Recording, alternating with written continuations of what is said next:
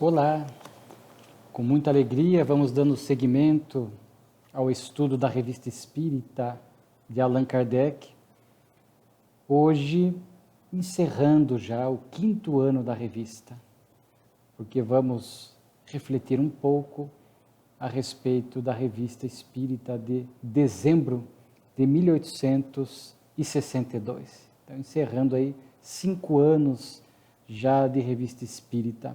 Quanto aprendizado e quantas lições ainda virão, porque ainda faltam 6 anos e 4 meses para finalizarmos toda a Revista Espírita de Kardec.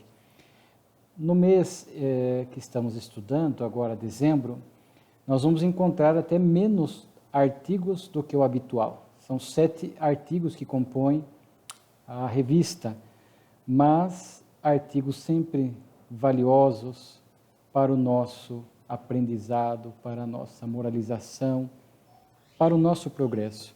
É interessante que Kardec vai começar com um estudo sobre os processos de Morzine. É bom dizer que Kardec já noticiou esse processo obsessivo coletivo na Revista Espírita de abril de 1862. Quem não se lembra, vale a pena buscar lá a revista, porque serão vários artigos daqui para frente, em torno de 5, 6 artigos que Kardec vai se dedicar para estudar esse processo obsessivo de Morzine, na região da Saboia.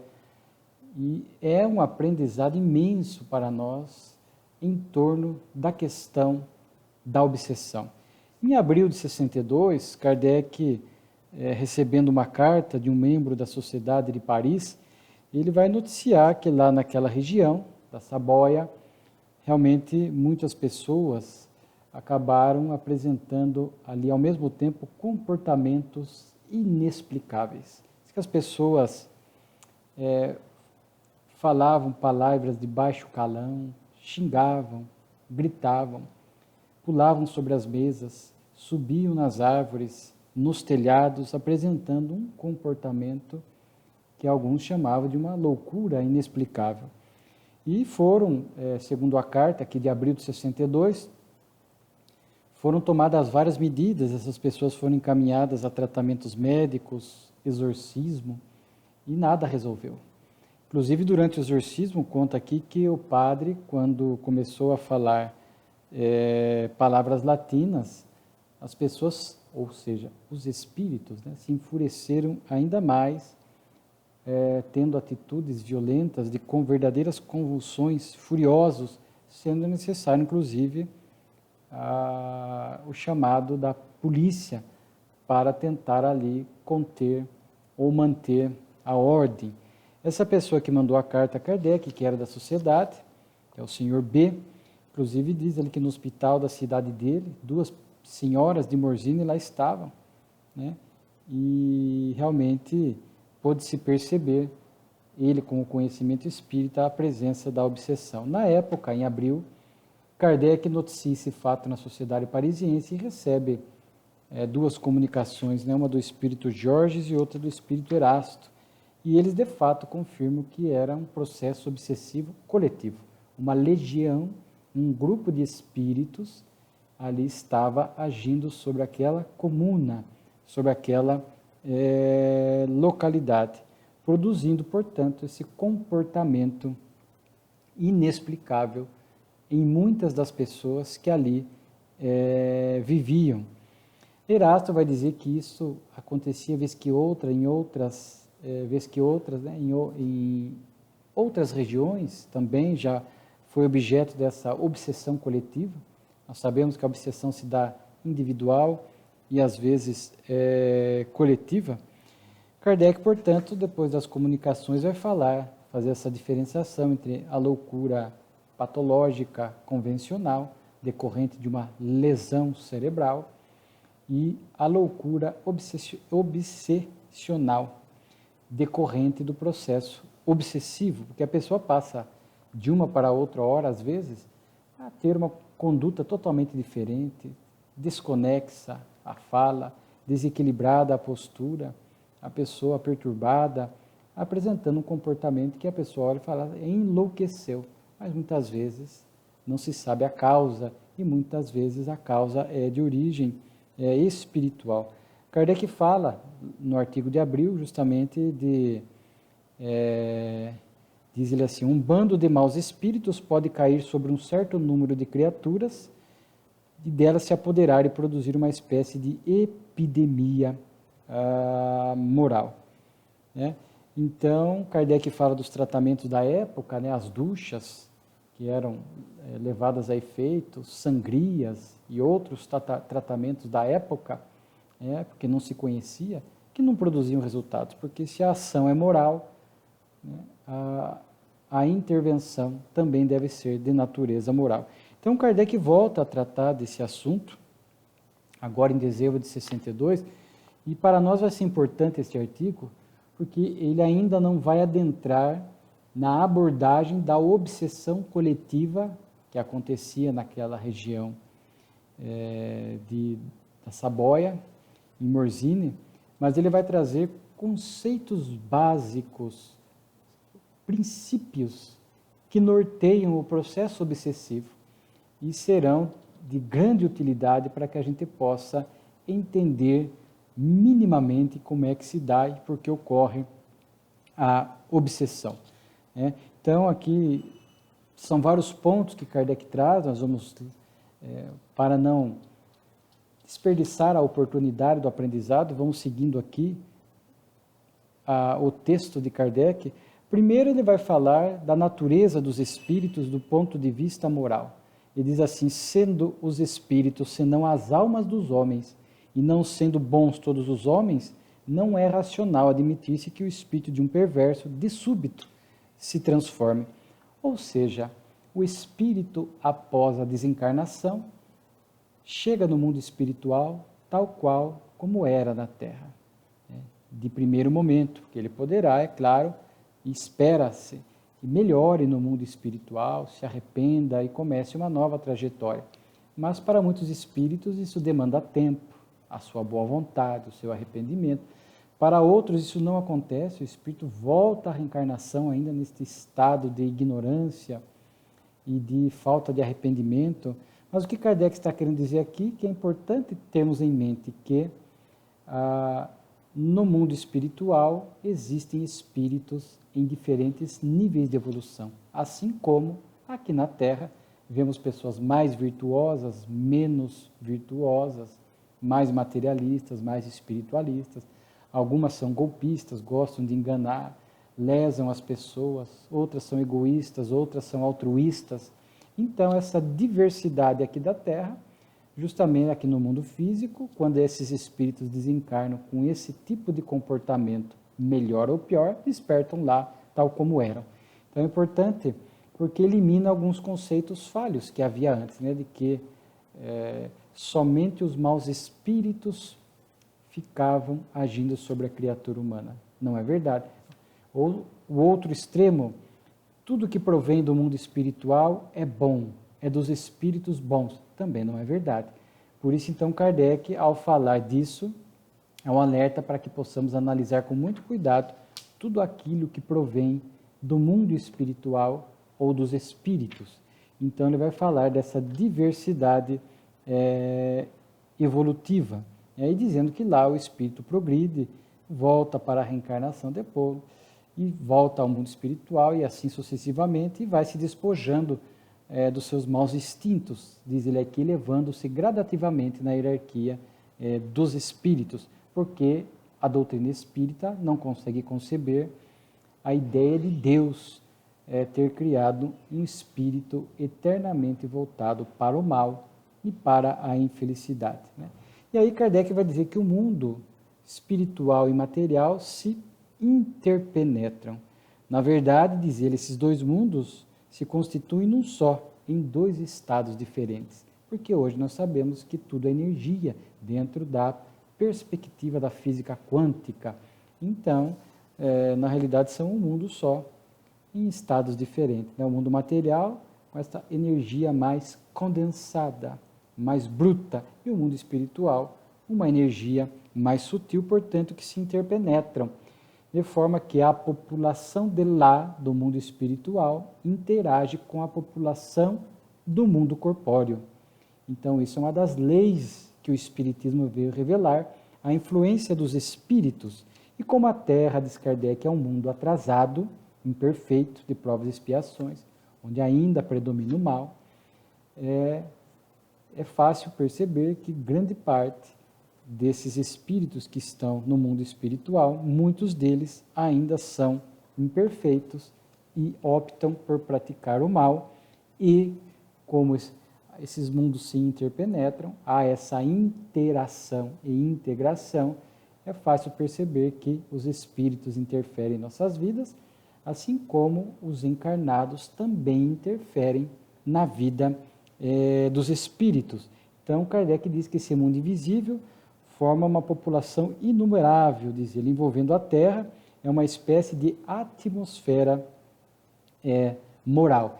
E aí Kardec diz que para que se possa resistir a essa influência dos espíritos inferiores, é necessário, diz ele assim, um temperamento moral de grande vigor, de grande porte. Ou seja, é preciso esse esforço no campo do bem, a fim de que não entremos em sintonia com esses espíritos inferiores que estão no nosso entorno, a nuvem de testemunhas, como diz Paulo na sua carta aos Hebreus. Então, é preciso muita vigilância, muito cuidado, envolver-se com o bem, para que não entremos em sintonia com os maus espíritos e, pelo contrário, possamos entrar em sintonia com os bons espíritos que também povoam o mundo espiritual, também interferem sobre as nossas vidas, mas com o propósito de ajudar, de nos inspirar no caminho do bem. E aí Kardec aproveita para comentar que, vez que outra, quando se atinge o ciclo evolutivo necessário, Deus saneia, né, o mundo espiritual, tirando os espíritos inferiores, né, que não mais se reencarnam e são substituídos por outros mais evoluídos, que é justamente este momento de transição. A Terra caminhando para ser um mundo de regeneração. Nós já sabemos que essas medidas já começaram, já de algum tempo. Inclusive a obra do Divaldo Franco, No Rumo do Mundo de Regeneração, nos revela que essas regiões, com esses espíritos muito atrasados, que se arrependem, que praticam o mal pelo mal, já estão sendo excluídos nessa emigração das almas para outros planetas mais atrasados, onde lá eles vão dar continuidade à sua evolução e já não mais atrapalharão a evolução do planeta Terra. Como que os espíritos interferem em nós?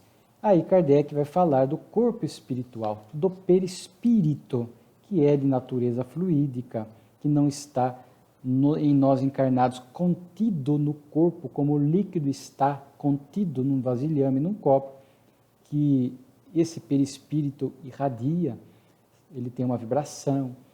Hoje nós entendemos como esses fluidos perispirituais que irradia, né, expande. O perispírito, ele é maleável, expansível, né, e o perispírito mantém essa característica tanto quanto dos espíritos que já não estão reencarnados, assim como nós que estamos no corpo.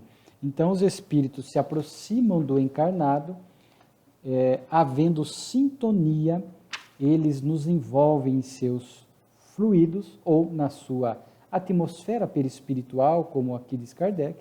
Então, tem que haver sintonia. Porque ele diz assim, porque esses dois fluidos, do encarnado e do desencarnado, põem-se em contato e se penetram.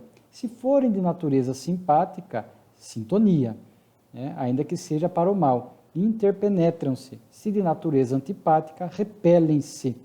E muitas vezes os indivíduos chegam até a sentir um mal-estar. Então o espírito se aproxima a essa expansão do perispírito, a sua irradiação.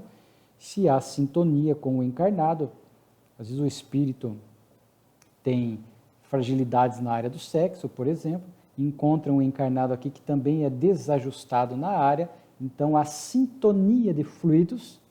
Então, esses fluidos se conectam, o espírito envolve o encarnado porque há sintonia e passa, portanto, a agir sobre o encarnado, não só trazendo uma vibração de má qualidade, assim como trazendo ideias que tentarão sustentar o encarnado no vício, no equívoco, né, no atraso moral, etc. Então, é através desse fluido perispiritual que os espíritos acabam agindo. Kardec diz assim, né, aquilo que pode fazer um espírito encarnado dardejando seu próprio fluido sobre uma pessoa, pode igualmente fazê-lo um desencarnado, desde que tenha o mesmo fluido. Então, vejam as trocas energéticas, as trocas fluídicas que também se dão entre os encarnados. Nós somos transceptores, estamos emitindo e recebendo. A todo momento, emitindo pensamentos, emitindo irradiações, vibrando e ao mesmo tempo entrando em sintonia com outras mentes, com pensamentos, com energias, com fluidos equivalentes. Conforme aqui. Então, entre os encarnados, nos ambientes encarnados, a gente nota isso, né? Kardec diz que às vezes uma pessoa entra num ambiente, uma pessoa mais equilibrada, entra e sente um ambiente com vibrações ruins, às vezes se sente até asfixiada, né? E então, nós sentimos os ambientes impregnados dessas vibrações. O ideal é que, por mais que a gente sinta que o ambiente não está bem, é não entrar em sintonia, porque senão, conforme vimos, essas vibrações ruins dos ambientes, por identidade fluídica, agrega-se ao nosso corpo espiritual, produzindo variados males. Agora, se eu não entro em sintonia, se eu estou equilibrado, estou em prece, eu posso até sentir o ambiente, mas não me permito ser envolvido por ele, estas vibrações não encontram receptividade em nosso campo fluídico, então não impregna o corpo espiritual, não fica conosco, a gente sai do ambiente e as energias ficam lá. O oposto, se há sintonia, entramos e saímos dali com uma parte dessas vibrações que irão nos afetar. Kardec vai falar um pouco do médium, que está suscetível de receber esta influenciação, às vezes de forma mais ostensiva, dos espíritos, dos fluidos, né? Às vezes sentem mais a presença dos espíritos e tal. Então, Kardec fala um pouco da mediunidade, né? Kardec vai falar, né, que muitas vezes esta influência, o espírito se aproxima, encontra alguma afinidade, envolve o encarnado. De início, é uma mera influência, conforme está na questão 459 do Livro dos Espíritos. Influem, interferem os espíritos em nossas vidas? Sim, mais do que imaginais. Então veja que ele está falando de uma influência também inicial, porque tudo começa, a obsessão, a partir de uma influência inicial. Não se instala de súbito uma obsessão simples ou uma fascinação, uma subjugação. O espírito chega, insinua-se, envolve, deixa uma ideia. Se o encarnado acolhe, coloca em prática, acolhe. Então essa influência vai se tornando mais frequente. E aquilo que era ocasional, um assédio espiritual ocasional, que pode ser por dois motivos básicos, né? Ou porque o espírito quer se vingar de nós, é alguém a quem nós prejudicamos no passado, não nos perdoou, nos encontra hoje, e vai fazendo, portanto, esse movimento para iniciar uma influenciação para mais à frente trazer um estado bastante prejudicial do ponto de vista moral para aquele a quem ele quer perseguir. Ou por simpatia, por sintonia, por afinidade de ideias, de gostos, né? Então, o espírito que bebe, o espírito que ainda foi usuário de droga aqui na Terra, encontra encarnados com atitudes equivalentes, se envolve, começa com uma mera influenciação e depois, se não é tomado todo aquele cuidado pelo encarnado para se libertar desta influenciação inicial, isso acaba se tornando uma obsessão simples, um pensamento mais frequente, as malhas obsessivas vão se estreitando, né? A pessoa tem o juízo crítico, mas percebe aquele pensamento persistente, pertinaz, uma vez por dia, daqui a pouco 2, 5, 10, 12, 20 vezes por dia, e a pessoa vai até cair numa fascinação, quando o seu senso crítico paralisa e ela não percebe, começa a agir, influenciada pelo espírito. E você diz que não é ela, que é uma obsessão, a pessoa não acredita, ela acha que é dela, porque o senso crítico está paralisado. E em casos mais graves, a gente vê aí o estado de subjugação, né? Paralisa a vontade. A pessoa às vezes até sabe que está agindo errado, mas não consegue paralisar, porque o espírito é este envolvimento fluido que vai se intensificando, começa a agir inclusive com resultados físicos, né, no cérebro, sistema nervoso central, etc. E a pessoa se vê impelida de agir como o espírito determina. Então, Kardec vai falando que depois isso vai tomando um status, se não houver a ação saneadora, de permanência. Né? Então, a pessoa começa agora a ter um comportamento de loucura.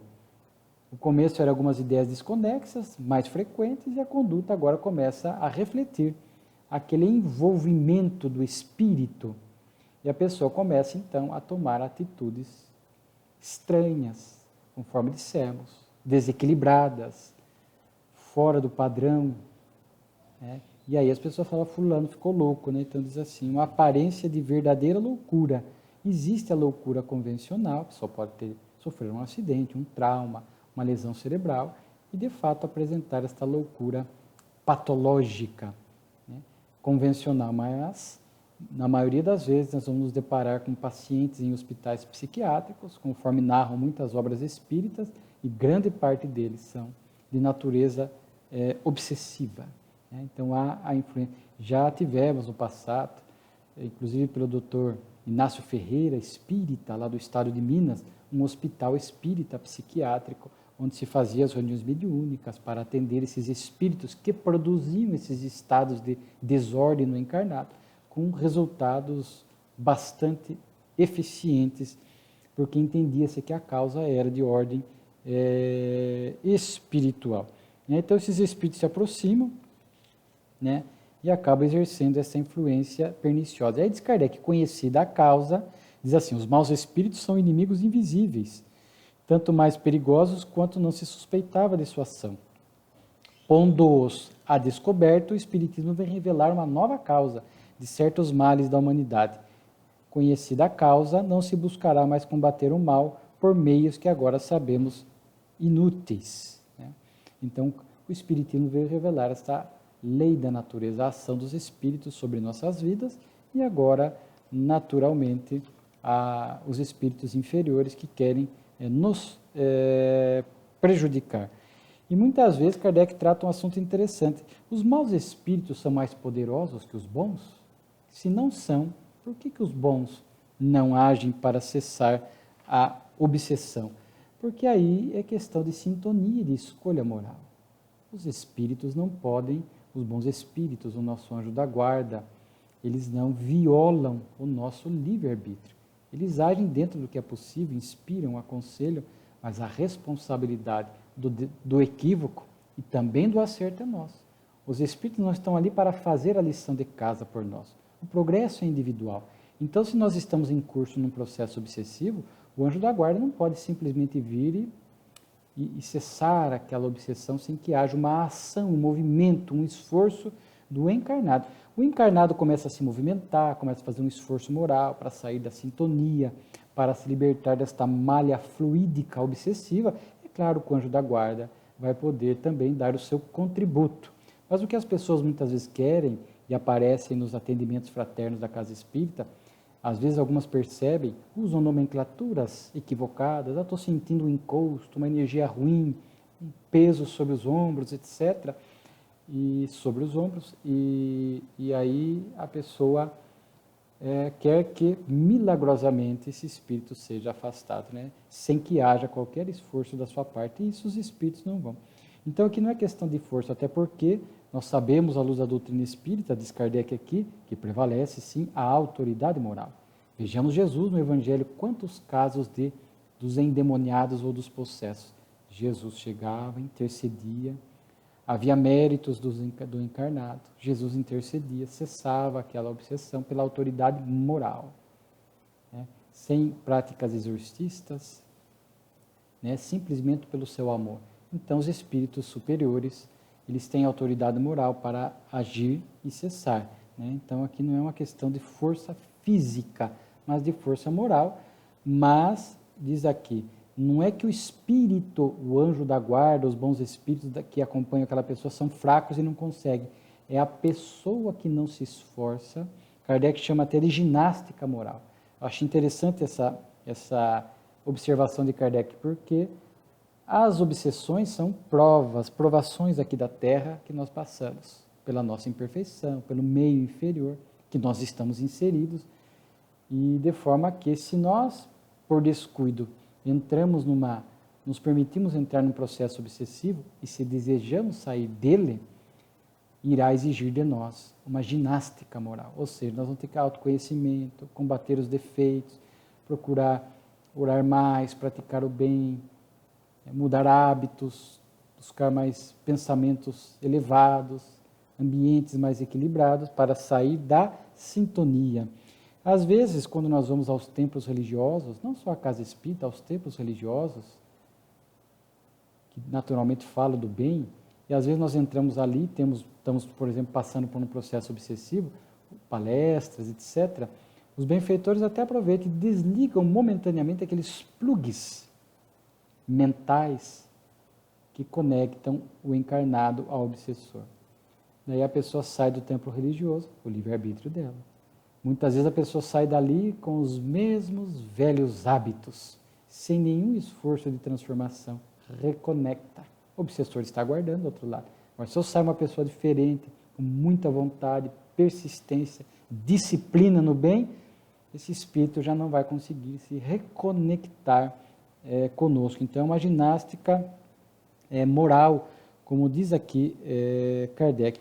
Aí também o nobre codificador vai falar dos meios inadequados, né, que se utiliza, como ele diz assim, né, às vezes fórmulas sacramentais, palavras mágicas, talismãs, exorcismo, e ele diz que às vezes os espíritos riem, né? Ah, mas eu conheço casos de que deu certo. Nós não podemos descartar aqui a autoridade moral do indivíduo que está adotando a prática exorcista. Às vezes o meio é inadequado, mas se estamos diante de uma pessoa profundamente moralizada, a sua vibração de amor é que virá em socorro daquele que sofre o assédio espiritual, não o meio empregado, não a folha de arruda, o sal grosso, determinados líquidos que são utilizados, etc. Temos um profundo respeito, mas entendemos que se a causa é espiritual e moral,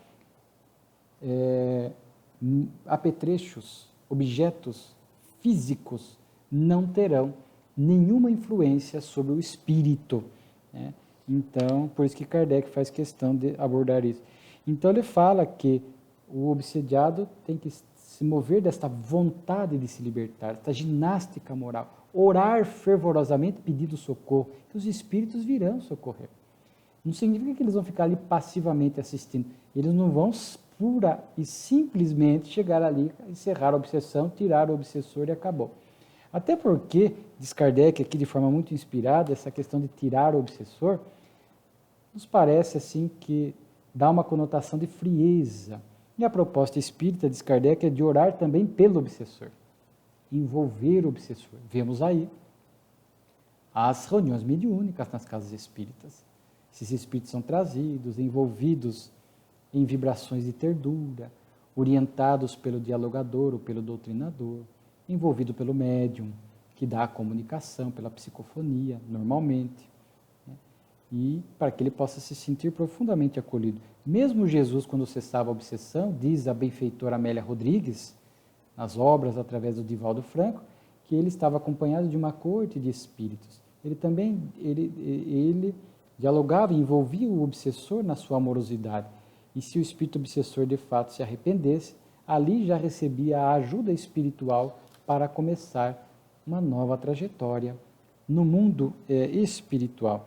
Então, nós jamais podemos admitir práticas que são agressivas, violentas contra o obsessor, até porque vai atiçar ainda mais a fúria dele. Não adianta gritar, usar de palavras rudes, grosseiras, que isso não vai ter impacto sobre a obsessão, senão, como Kardec ainda vai falar, a autoridade moral e também a ação magnética, os passes, que nada mais é do que uma doação fluídica para que o encarnado se fortaleça, se redobre a sua força para essa ginástica moral que falamos, o obsessor também possa sentir esta vibração de boa qualidade, com amorosidade, e essa amorosidade possa ir lentamente tocando o seu sentimento para que ele possa arrepender-se do seu gesto, né? Então é dessa forma. Eu me recordo aqui daquele caso conhecido do Divaldo Franco, do Máscara de Ferro, né? Uma obsessão longa que o Divaldo sofre, o filme narra, e essa obsessão só vai terminar quando o Divaldo, na Mansão do Caminho, recebe um bebê, em que pese a instituição estar lotada, mas com muita amorosidade ele acolhe aquele bebê que havia sido a mãe daquele obsessor numa reencarnação anterior. E aquilo sensibiliza o obsessor. Então veja só, a nossa querida Sueli Caldas Schubert, né, ela tem a obra Obsessão e Desobsessão, ela fala que a verdadeira desobsessão é realmente a nossa prática no bem. É a moralização do encarnado para sair da faixa de sintonia, ainda que o obsessor não queira ser socorrido nas reuniões mediúnicas ou nos ambientes espirituais que existem para isso. Os espíritos agem diretamente no mundo espiritual, acolhendo-os, mas se nós nos moralizamos, nós saímos da faixa de sintonia. Então ele pode até continuar ali perto de nós, mas não vai encontrar, conforme vimos, aquele campo fluídico para se conectar conosco. Mas é muito importante orar pelo obsessor. Quando a gente está sentindo uma influência inicial, um assédio, ou já um estado de obsessão propriamente dito, é importante orar por esse espírito. Olha, se eu lhe fiz mal no passado, eu não me recordo, mas hoje eu já não tenho mais aquela disposição, por favor, me perdoe, tá? É importante, eu quero o seu bem hoje e tal. Então, orar, eu realmente desejo que você deixe o mal e opte pelo caminho do bem. Então, essas orações em favor do obsessor, muito importante. O bem vai lentamente tocando esses corações. Assim como na obra No Rumo do Mundo de Regeneração, que nós citamos, que fala da transição, mas num dado momento da obra, um espírito obsessor duro, de um anão, ele é atendido uma primeira vez na reunião mediúnica, fica ainda reticente, mas é mantido ali no ambiente daquela instituição, e ele começa a ver a prática do bem no ambiente da instituição. E aquilo, com o passar dos dias, vai tocando o seu coração. E quando ele volta para uma segunda comunicação, ele já está modificado nas suas intenções, porque foi tocado verdadeiramente pelo bem que era praticado ali naquela instituição. Então, tudo isso é muito importante, são recursos que a doutrina espírita vai oferecendo. O atendimento fraterno, os passes, a estação magnética, né? A reunião mediúnica ou de desobsessão, a orientação do encarnado, recebendo lições do Evangelho, instruindo-se à luz da doutrina para que possa melhor entender a causa de tudo isto e que, na verdade, em todo o processo obsessivo há esta participação dele próprio, porque permite a sintonia. Né? Então, por isso que André Luiz chega a dizer que toda obsessão é consentida nesse sentido, porque há da nossa parte as debilidades morais ainda presentes que sustentam essa sintonia. Kardec vai falar aqui também, só para não deixar de mencionar, vai falar aqui no final que muitas vezes as pessoas responsabilizam os espíritos pelas maldades de que são responsáveis, mas essas maldades, na verdade, são devidas exclusivamente ao seu próprio espírito, ou seja, auto-obsessão. Às vezes há casos que a pessoa age de forma perturbada, no campo do mal, com atitudes de desequilíbrio, etc., que são delas próprias. Então, é auto-obsessão. Claro que, às vezes, para quem olha de fora, é muito difícil você olhar a pessoa num comportamento, aquilo lá é só dela, né? Ou há um componente obsessivo, e pode coexistir as duas coisas, e normalmente coexistem. Outro dia vimos o nosso companheiro Jorge Larrato falando da auto-obsessão, ele dizia, é muito difícil uma auto-obsessão prolongada sozinha, que quando a pessoa ainda tem os defeitos morais, não procura superá-los, às vezes até se compraz neles, esses comportamentos equivocados, é natural que por lei de sintonia, mais adiante atrai esses espíritos que virão potencializar esses defeitos a fim de que o encarnado se complique ainda mais aqui na Terra. Então é pouco provável que uma auto-obsessão, ali no decurso do tempo, não atraia um processo obsessivo, mas muitas vezes a pessoa estará agindo por conta dos próprios desequilíbrios, sem que haja algum espírito por detrás daquilo. Às vezes coexistem as duas coisas, né? E Kardec vai falar das provas que as pessoas de bem passam a sofrer essa perseguição espiritual. Há espíritos que são inimigos do bem, inimigos do Cristo, e querem se tornar em pedras de tropeço e dificultar o caminho. São as provas de que os homens de bem passam ainda no mundo imperfeito como a Terra, portanto, muita vigilância, muito esforço no bem.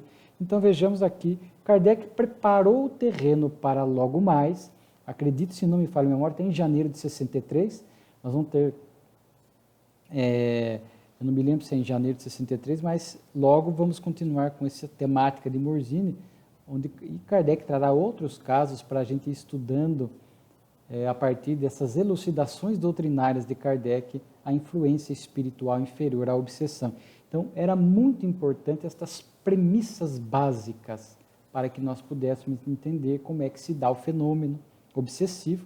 Claro, hoje em dia, nós temos obras complementares sérias, fiéis à doutrina, André Luiz, através de Chico, Filomeno de Miranda, pelo Divaldo Franco e outros, que nos trazem, ampliam ainda mais o nosso leque de entendimento em torno da obsessão, metodologias, táticas usadas pelos obsessores, alertas morais, se aprofundam ainda mais nesse assunto, mas hoje eles podem se aprofundar porque coube a Allan Kardec, através da doutrina, trazer esses alinhamentos básicos para que pudéssemos entender melhor o processo. Então, é um artigo que eu acho assim muito valioso, por conta dessas premissas básicas, basilares, para que a gente possa entender o processo obsessivo.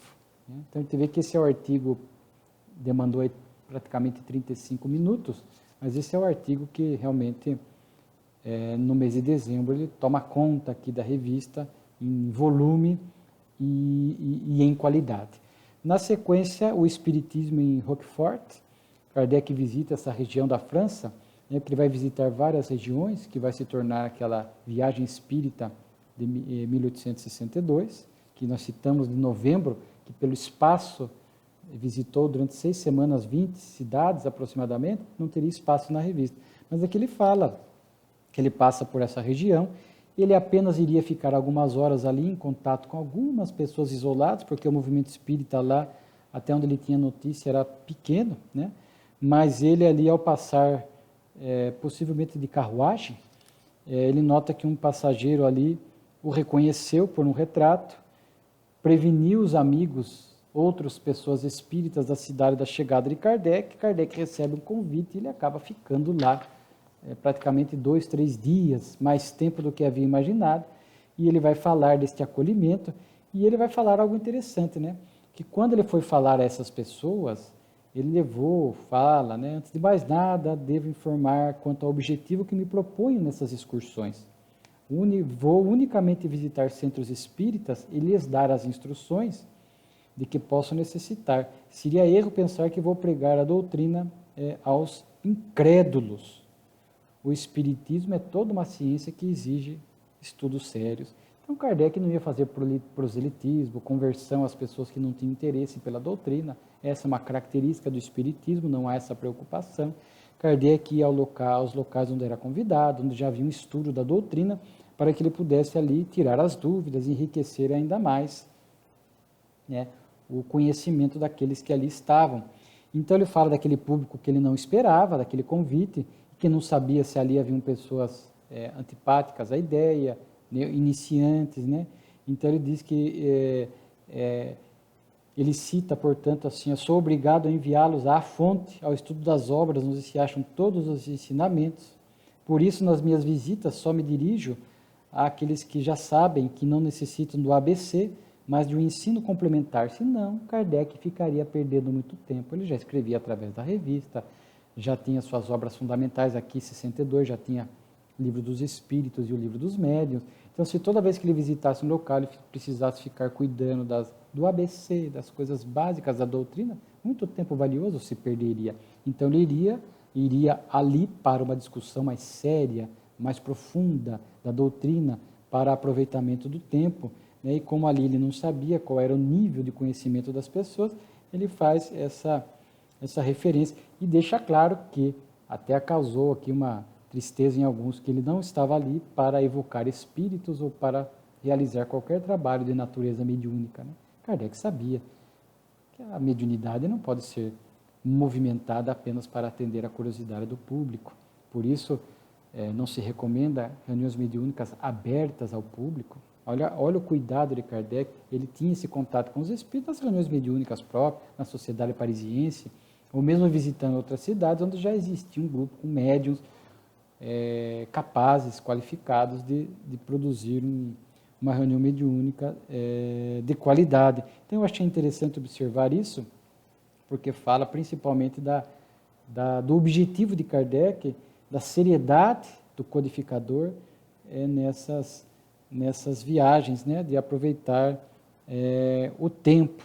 Então, ele fala do livro dos espíritos, fala do livro dos médiuns, fala que a preocupação do espiritismo, né, ele inclusive vai ler alguns fragmentos dos discursos que ele fez em Lyon e Bordeaux, né, inclusive ele fala a natureza dos espíritos e os meios por que se comunicam, preocupando-nos sobretudo em ressaltar a influência moral que resulta das manifestações. Então, Kardec fala que não era o fenômeno pelo fenômeno, que havia um interesse moral em ouvir os espíritos, os seus alertas, as suas diretrizes, etc. E havia um jornalista, diz Kardec, ali na reunião, que depois foi escrever um artigo, realmente um artigo rude, dizendo que esperava mais de Kardec, que ele queria ser mais esclarecido, que foi também esperava a comunicação dos espíritos e tal. Depois um companheiro lá daquela localidade vai responder a este jornalista, que adota um pseudônimo, e aí percebe que o interesse do jornalista não era de estudar a doutrina, mas sim de desdenhar, de criticar, sem conhecê-la, como já vimos Kardec falar várias vezes aqui, né? E reforça com ele que o Espiritismo não traria nenhuma moral nova, que estaria repetindo senão a moral do Cristo, né? E esse jornalista depois não aceita a crítica. Kardec cita dois senhores que estavam lá, que se interessaram, que não tinham ideia do que era o Espiritismo, mas realmente gostaram da fala de Kardec, quiseram se instruir mais. Aí esse jornalista depois vai dizer que o Espiritismo é uma doença, né, que causa uma coisa malsã, que inclusive podia matar e tal, enlouquecer as pessoas. Naturalmente que daí, para esse jornalista, o nível já caiu. Kardec, como vimos várias vezes, pela sua moralidade, vigilância, não entrava nesses tipos de rixa e discussões, mantendo sempre uma urbanidade e um respeito, né?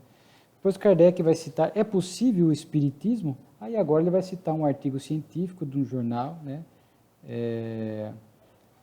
Eco de Sétif, lá na região da Argélia, onde o articulista vai citar aqui textos, né, que comprovam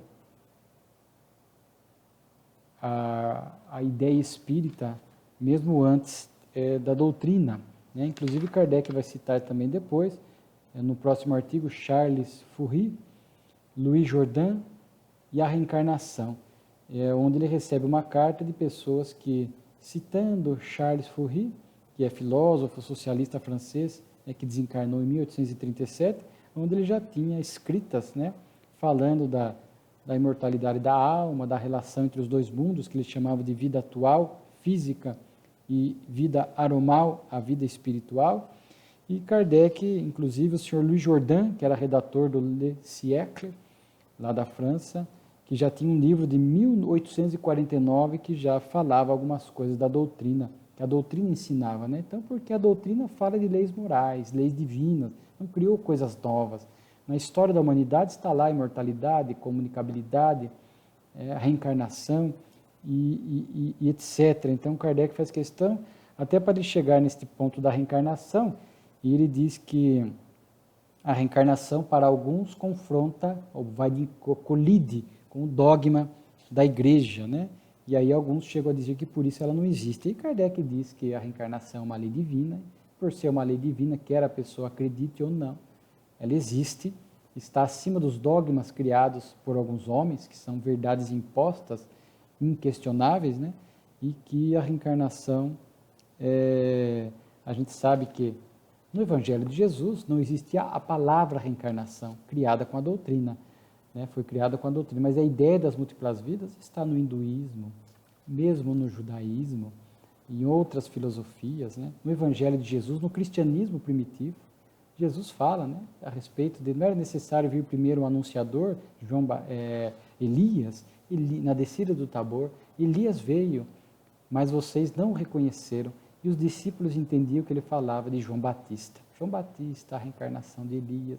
A Nicodemos é necessário nascer de novo, o que é do corpo, o que é do espírito, é do espírito. Nenhuma das minhas ovelhas se perderá. Como? Senão através da ideia da reencarnação, que está ali presente a justiça e o amor de Deus, que nos dá infinitas possibilidades e oportunidades, né?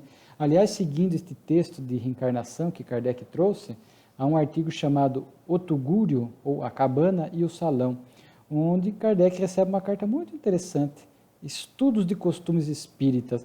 Era um professor de piano espírita, e ele indo para um local onde possivelmente ele daria aula, ele vê duas situações que deixam claro a reencarnação.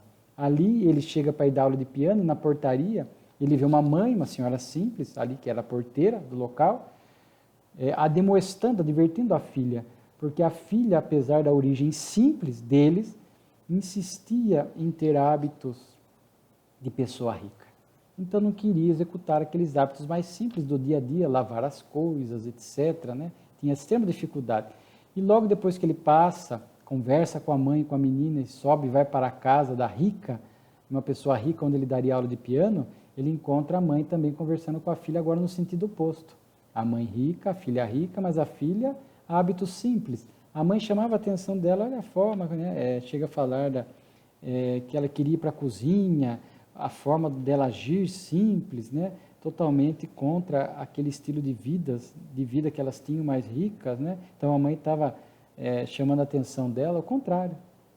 Como que explica isso? Uma filha de uma família rica, insistindo em hábitos simples, e uma família simples, da porteira, e a filha insistindo em ter hábitos de rico, senão a reencarnação. Por que essas duas meninas agiam assim, totalmente em desconformidade com a educação, com o berço e com o local onde viviam, senão espíritos demonstrando as suas inclinações? A menina simples, que queria ter hábitos de rico e não queria se submeter àqueles atos simples, certamente numa vida anterior foi alguém rico.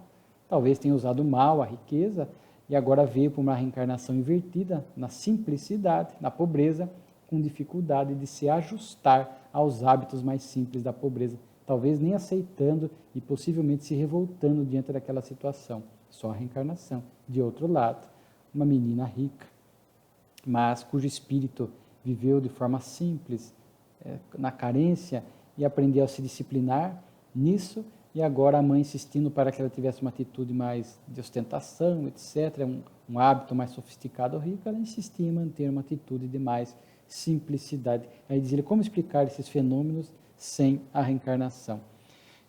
Por fim, temos dissertações espíritas, é uma única comunicação de uma parente do próprio médium, né, uma irmã do médium, sobre o dia de Todos os Santos, dia 1 de novembro, onde se fala muito do dia de Todos os Santos, depois o dia de Finados, o dia dos mortos, onde ela vem falar, né, que está sempre com ele, chama-me com mais frequência. Então é uma comunicação que é um verdadeiro testemunho da imortalidade da alma.